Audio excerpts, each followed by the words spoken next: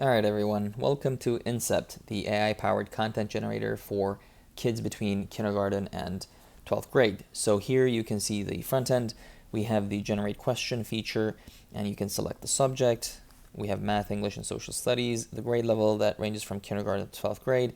For today's purposes, we are using the MSESS1, which is the Earth, Sun, and Moon system.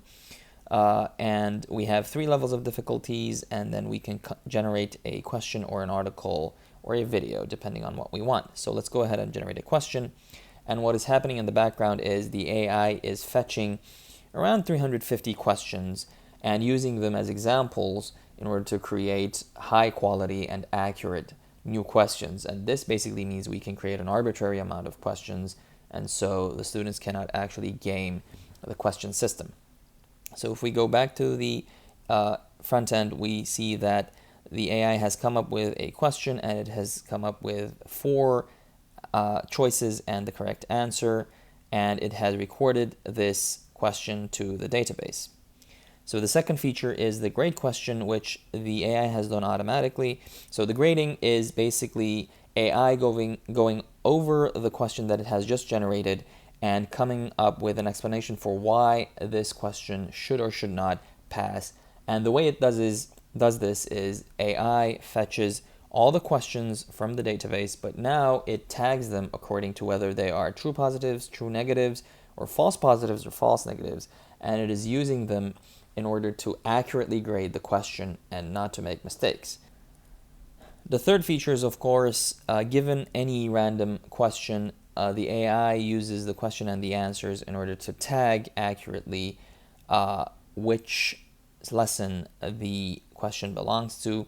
The next feature is the evaluation, which compares the human graded questions with the AI graded questions and comes up with a classification system, whether there are true positives or false negatives. So if we go here and we run the test harness, it's going to go over the questions that have been previously graded and compare the results, and it's going to come up with this rubric, which tells us how many questions are actually a pass when they should have been a pass, and how many are a pass when they should have been a fail, etc.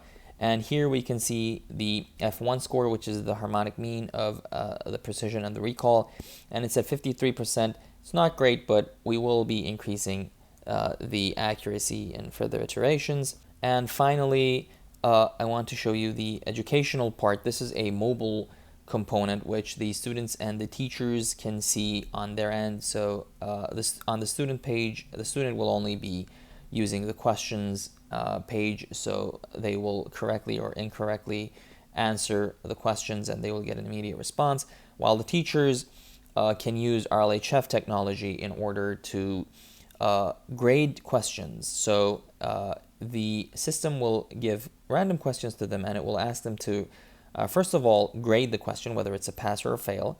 So this one looks good, we're going to say it's a pass, and it will be recorded as a pass, and it will be used by the AI in its context in order to improve the accuracy of the model. But also the system will use a ELO score, which is given to each individual question, and it will rate the questions depending on whether they are a better example or a worse example to be used by the AI. So in this case, we have the same question. Okay, let's choose another question. Here we go. Question A is a little short. I don't like that. Question B seems better, so I'm going to choose question B. And that is going to give a higher ELO score to question B, as you can see over here.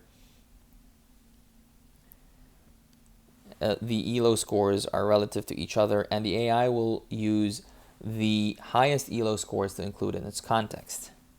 And finally, I want to show you how we fine-tune the models in order to create more accurate questions.